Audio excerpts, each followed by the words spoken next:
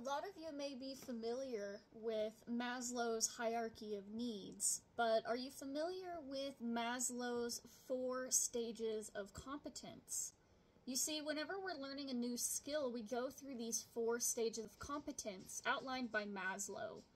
And the 4 stages are Stage 1, Unconscious Incompetence. This is where we don't know what we don't know, essentially. This is not knowing how to do any of the steps and being unaware of how to even get started.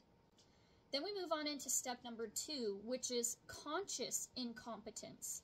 This is when we become aware of the fact that we don't know how to do something. And while we may be aware that we don't know how to do something, we don't have the skills or the knowledge yet to be able to apply what we have learned. Stage number 3 is Conscious Competence. This is where we are learning a skill, we are putting our skills into practice, but it still takes work. So this is when you have finally reached the point where you are practicing, and it takes a lot of effort, most likely, to be able to do this skill, to be able to do this thing. And then we reach the 4th and final stage, which is Unconscious Competence. And with unconscious competence is when this skill becomes an integral part of your being, when you are able to execute this skill without thinking, unconsciously. Now, Maslow's 4 stages of competency can be applied to our own healing journey, to our own journey through mental health. This can be applied to when we are learning skills in therapy, and we're trying to figure out how to apply them within our life. So if you find yourself in this place where you are in therapy and you're trying to learn how to use a skill, right?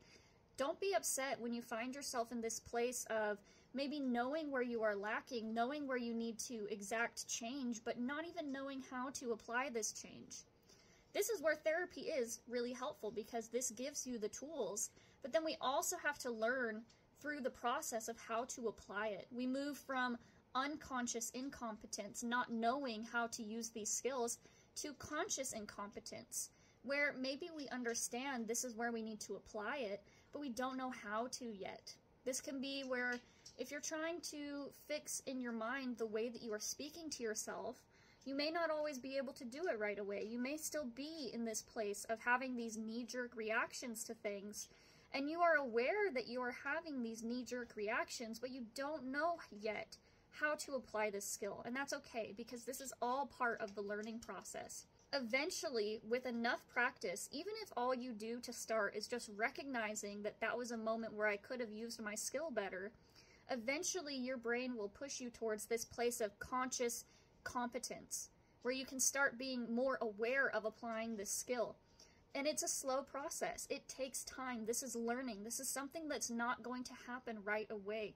So don't be discouraged when you don't get it right away. Don't be discouraged if you still find yourself in this place of trying to figure out how to apply these techniques that you're learning.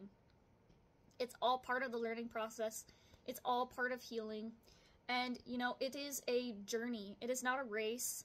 It is part of this process of learning more about yourself along the way and learning how to apply these skills to, you know, better your life, to feel better about yourself, and to show up better in the world around you. So I think that, you know, once we understand where maybe in our journey we are with these certain skills that we're learning, that we can have a little bit more grace for ourselves along the way. So I hope that this was able to help you. I hope that this was able to encourage you to have a little bit more grace with yourself along your healing journey.